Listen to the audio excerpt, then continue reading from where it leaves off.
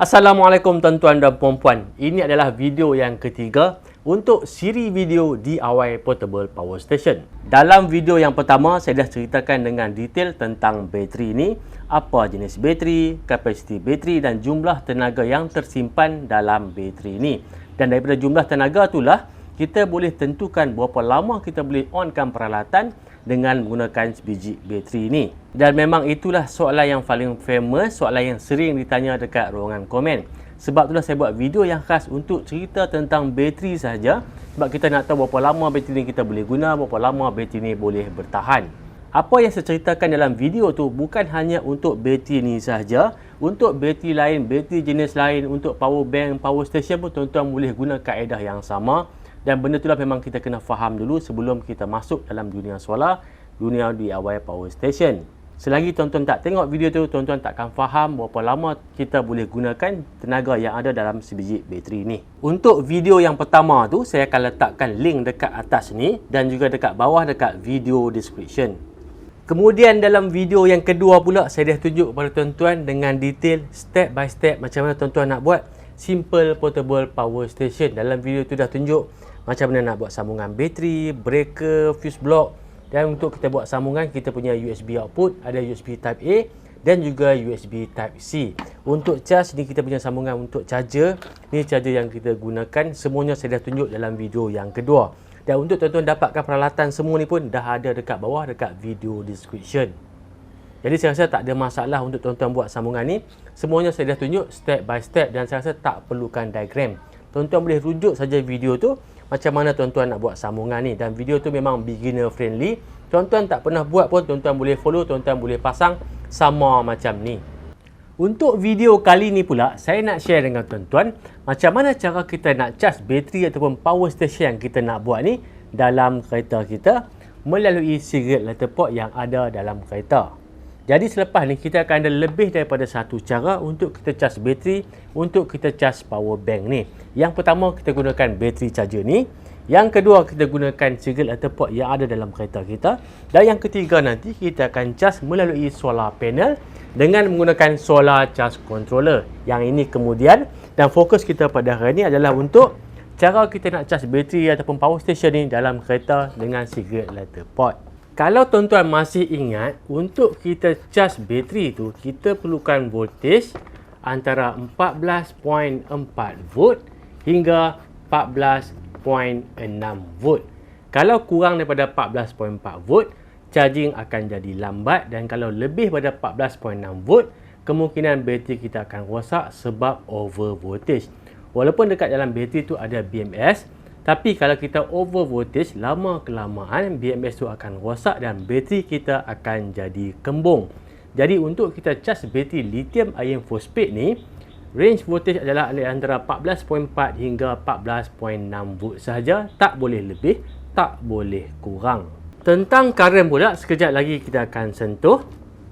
Dalam kereta kita, untuk sistem electrical kereta, kita ada 3 komponen utama. Yang pertama bateri, yang kedua alternator dan yang ketiga adalah starter. Fungsi bateri kereta dekat kereta kita tu hanyalah untuk kita start enjin kereta saja melalui starter. Dan bukanlah untuk menyimpan tenaga untuk kegunaan radio, untuk kipas, untuk lampu. Tak, fungsinya hanyalah untuk hidupkan starter saja. Sebab itulah juga bateri kereta, bateri motor tak sesuai digunakan untuk sistem kuasa solar sebab dia tak mampu untuk bekalkan current yang banyak untuk tempoh masa yang lama. Bateri kereta ni fungsinya hanya untuk hidupkan starter, nak start kereta saja. Desain bateri kereta dengan bateri solar, bateri lithium ni tak sama. Bateri kereta ni desainnya untuk bekalkan current yang tinggi semasa kita start dalam tempoh masa yang singkat, 3 ataupun 5 saat sahaja. Bukanlah untuk digunakan untuk tempoh masa yang panjang. Tak. Itu adalah bateri solar. Desain bateri solar, AGM, bateri lithium, fungsinya untuk membekalkan current yang lebih rendah untuk tempoh masa yang panjang. Cuma, charging voltage yang ada dalam kereta kita daripada alternator untuk charge bateri adalah hampir sama dengan voltage yang kita perlukan untuk charge bateri tadi. Di antara 14.4 hingga 14.6 volt. Tapi Kadang-kadang masa kereta kita laju, enjin kita berpusing dengan laju, dia akan generate voltage yang lebih tinggi daripada 14.6. Kadang-kadang 14.8, dan ada juga kalau kereta yang lama sikit, alternator kurang baik, kadang-kadang voltage tu boleh jadi lebih pada 15 volt. Jadi kita tak boleh charge direct daripada alternator terus kepada bateri. Dan untuk sambungan nanti, walaupun kita nak ambil power daripada alternator, sambungan kita tak akan sambung direct pada alternator. Kita akan sambung pada bateri kereta, sebab bateri kereta memang dah bersambung dengan alternator. Jadi adalah lebih mudah kita akan sambung pada terminal bateri ataupun cigarette lighter port. Jadi untuk kita dapatkan voltage yang sesuai untuk kita charge bateri ni, yang mana voltage tersebut mestilah di antara 14.4 hingga 14.6, kita boleh gunakan satu alat yang dipanggil sebagai DC to DC charger. Untuk DC to DC charger ni, output voltage adalah 14.5 volt dan maksimum current adalah 8 amp. Dan yang paling penting, input voltage adalah di antara 8 hingga 36 volt. 8 ni adalah minimum dan 36 volt ni adalah maksimum. Dan kalau tuan-tuan tengok dekat sini, bermaksud bukan saja pada kenderaan yang menggunakan 12 volt kita boleh guna, tapi bagi kenderaan yang menggunakan sistem 24 volt seperti lori ataupun truk, kita masih boleh gunakan DC to DC charger ni, sebab range voltage dia adalah besar di antara 8 sampai 36. Dan kalau alternator kita rosak, voltage yang keluar sampai 16 volt pun tak ada masalah, sebab dia punya range memang sangat besar. Minimum 8 volt dan maksimum adalah 36 volt. Sistem 12 volt kita boleh guna dan sistem 24 volt pun kita boleh guna. Sebab untuk sistem 24 volt macam dekat lori, sistem electrical lori kebiasaannya gunakan sistem 24 volt yang mana 2 biji bateri 12 volt disambung secara siri. Jadi charging voltage untuk bateri lori ni di antara 28.8 volt hingga 29.6 volt. Tak ada masalah, kita masih lagi boleh gunakan sebab range kita sini memang besar, 8 sampai 36, 29 volt tak ada masalah. 8 amp ni tadi tuan-tuan adalah maksimum charging current yang kita boleh dapat daripada DC to DC charger ni. Kalau kita nak gandakan 8 amp ni, kita gunakan 2, kita akan dapat 16 amp. Tapi perlukah kita guna sampai 2? Tak perlu tuan-tuan. Sebenarnya masa kita charge nanti pun, dia bukanlah setiap masa akan draw current sampai 8 amp, sebab yang tu bergantung pada state of charge bateri. Yang tu jangan risau, kejap lagi kita sentuh. Jadi sebenarnya tuan-tuan, 8 amp ni standard dia sama dengan EcoFlow River 2 Pro, sebab untuk EcoFlow River 2 Pro power station yang komersial yang dijual dekat pasaran, harga lebih kurang dalam RM2,900. Yang tu pun dia punya maksimum charging current melalui cigarette lighter port ataupun DC to DC charger hanyalah 8 amp saja. Jadi standard kita punya DC to DC charger ini adalah sama dengan EcoFlow River 2 Pro. Okey tuan-tuan, kenapa saya cakap tak perlu gunakan sampai 2? Sebab dalam kereta kita, cigarette lighter socket kita yang ada dalam kereta tu, untuk kereta yang lama, maksimum current hanyalah 10 amp saja, dan untuk kereta yang baru, 15 amp saja. Bermaksud, kalau tuan-tuan nak gunakan dua DC to DC charger ni, tuan-tuan kena sambungkan pada cigarette lighter port yang berbeza. Kalau kita sambungkan pada satu cigarette lighter port untuk dua DC to DC charger ni, fuse akan putus. Dan lagi satu, kalau tuan-tuan gunakan dua DC to DC charger ni pun tak guna juga tuan-tuan, sebab bateri yang kita gunakan ni, kalau tuan-tuan masih ingat dalam video yang pertama dulu, maksimum charging current cuma 12 amp saja. Kalau kita bagi lebih pun, dia tetap akan draw 12 amp saja. Bagi saya 8 amp ni pun dah mencukupi untuk kita charge melalui cigarette lighter port. Dan sebab tu jugalah untuk yang komersial macam EcoFlow, Blue 80, semua digunakan pada 8 amp saja. Kita follow standard tu. Untuk kita nak gunakan DC to DC charger ni pun tuan-tuan, memang sangat mudah kita nak buat sambungan. Kita ada input, kita ada output. Input ni kat sini ada negatif dan positif, dia dah label kat sini. Output pun sama, ada positif, ada negatif. Bahagian output ni kita akan sambungkan kepada bateri. Tapi kalau tuan-tuan tengok video yang lepas, untuk charging kita akan sambungkan dekat fuse block. Jadi sebab tu penting untuk tuan-tuan tengok dulu video sebelum ni, supaya lebih mudah tuan-tuan nak faham macam mana cara kita nak gunakan DC to DC charger ni. Ini adalah bahagian output. Kat sini kita akan dapat 14.5 volt.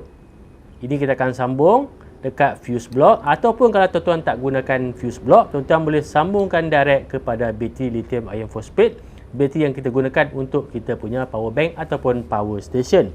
Untuk yang ni pula, kita akan sambungkan kepada bateri kereta, sebab bateri kereta kita dah bersambung dengan alternator.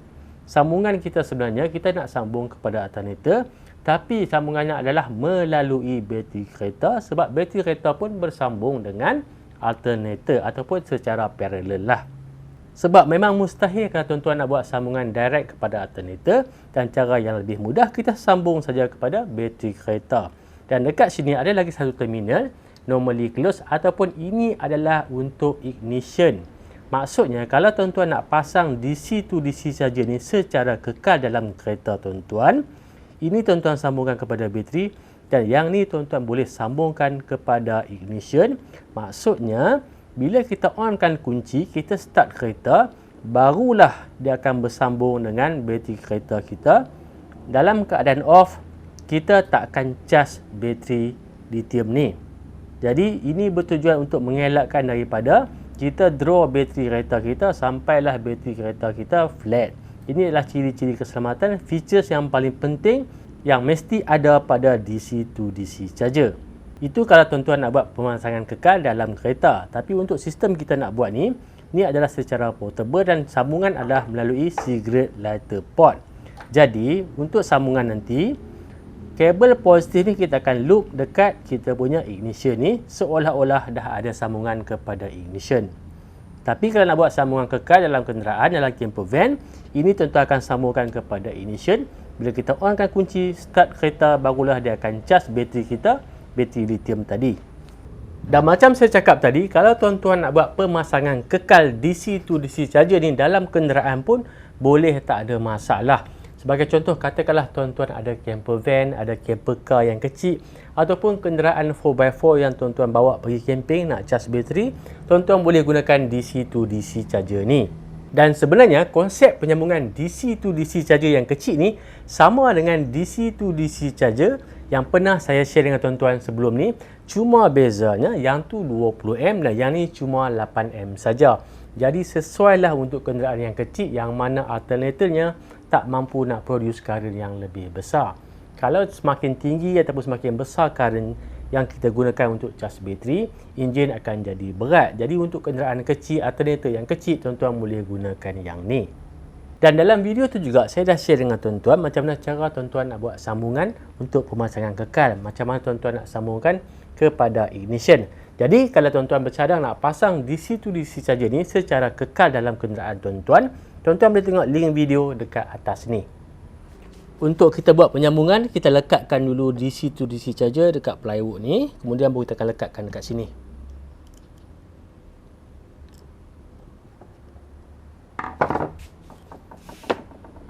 Untuk projek ni sebenarnya masih lagi dalam peringkat prototype. Jadi sebab itulah saya tak pasangkan dekat casing. Saya pasang dekat sini lebih mudah lah. Ini adalah sebagai tujuan untuk pembelajaran. Kalau tuan-tuan nak pakai casing pun boleh, tak ada masalah. Tapi bagi saya, buat macam ni, saya nak buat macam ni dulu. Kita nak try. Kemudian baru kita cari casing. Sebab dekat sini yang paling penting adalah proses pembelajaran supaya kita faham selok-belok untuk buat power station ni. Kemudian tuan-tuan nak pasang dekat mana, tak ada masalah. Nak guna kotak apapun boleh. Yang penting kena faham dulu tentang konsep dan juga cara penyambungan semua ni. Dan mungkin juga tuan-tuan nak pasang secara permanen dalam camper van pun boleh, tak ada masalah. Untuk sambungan, kita akan sambung bahagian output dulu dekat sini. So kita kena offkan dulu breaker, dan inilah salah satu fungsi breaker sebagai switch. So kita akan sambungkan bahagian output. Output ni kita akan sambung dekat kita punya fuse block. Sama juga dengan charger sebelum ni. Charger ni pun kita sambung dekat fuse block. Jadi sama saja. Nanti bila kita ada solar charge controller pun, solar charge controller kita akan sambungkan dekat fuse block untuk terminal bateri. Dan untuk kabel, saya akan gunakan kabel 12 AWG. Tentang saiz kabel ni pun sebenarnya memang dah ada 2-3 video saya dah buat. Saya dah ceritakan macam mana cara tuan-tuan nak pilih saiz kabel. Dan untuk pilihan saiz kabel ni tuan-tuan, tak boleh berdasarkan dia kata macam ni, orang kata macam ni, tak boleh. Dia ada teori di sebalik pemilihan kabel ni.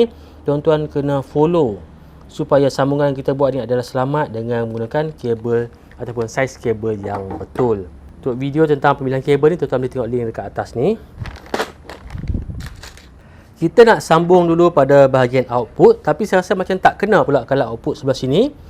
Kalau output kita terbalikkan, output sebelah sini lebih dekat lah, kita nak sambung dekat fuse block, dan input nanti duduk kat sebelah sini. So kita cuma alih saja. Inilah kelebihan dalam prototype ni, kita masih boleh ubah lagi.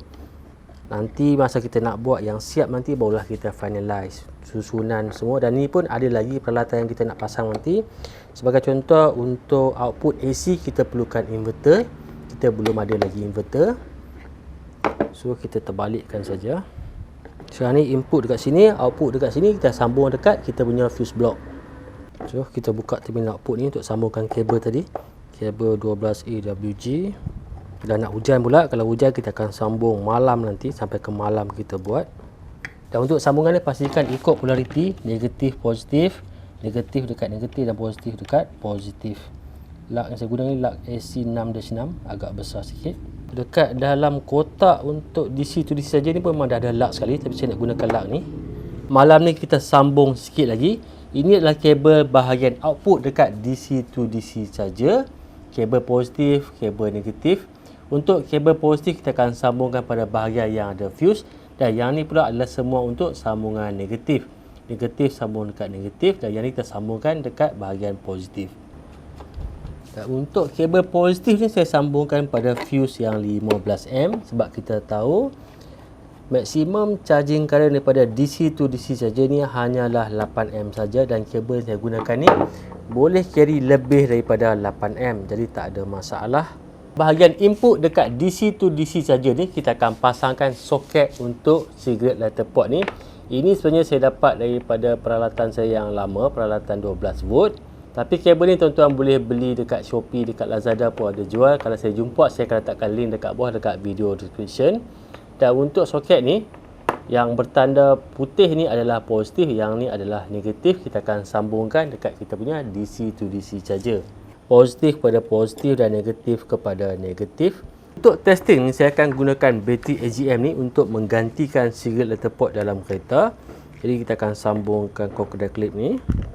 Sebab dekat sini dia ada cigarette lighter socket, jadi bolehlah kita test. Tapi tuan-tuan, ada benda pelik yang jadi dekat sini. Saya pun tak tahu sebab apa. Kalau saya onkan breaker ni, dekat sini dia tak akan keluar output, seolah-olah BMS ni dah shut down. Selepas kita dah pasangkan bahagian output ni kepada fuse block ni dan akan bersambung dengan bateri lah. Bila kita dah sambung ni, kita onkan breaker, dia tak akan keluar power, seolah-olah macam berlaku short circuit. Dan kalau kita test voltage pun dapat dalam 3 volt saja. Tapi kalau saya offkan dulu breaker ni, saya sambungkan dulu cigarette lighter port, okey, sini dah menyala, kemudian baru saya onkan breaker ni, tak ada masalah. Dan kalau kita test, memang dia akan charging. Dekat sini kita akan dapat 8.53A. Bermaksud sekarang ni DC to DC charger ni tengah charge bateri ni. Cuma yang saya pelik sikit, kenapa tadi BMS dekat sini dia shut off? Adakah masalah dengan BMS? Ataupun ada cara yang lain untuk kita pasang DC to DC charger ni? Sebelum ni saya pernah gunakan DC to DC charger ni, dan untuk terminal yang kat sini memang berfungsi sebagai ignition. Tapi yang ni model yang baru, saya rasa pelik sikit. Mungkin ada kelainan, tapi nanti saya akan kontak balik dengan supplier ni. Apa beza antara yang ni dengan yang sebelum ni? Jadi tuan-tuan, untuk kali ni nak kata fail pun tak juga, sebab dia memang charging. Nak kata sukses pun belum lagi. Mungkin saya kena study sikit lah, selok-belok tentang DC charger yang baru ni. Dan kalaulah tak boleh kita gunakan DC charger yang ni, saya akan cari DC charger yang lain yang boleh kita gunakan untuk sistem ni. Dan saya rasa tak ada masalah ni, cuma mungkin ada kesilapan dari segi penyambungan ataupun benda lain yang kita kena tengok kalau kita nak gunakan DC to DC charger ni dengan BMS yang ada dalam bateri ni.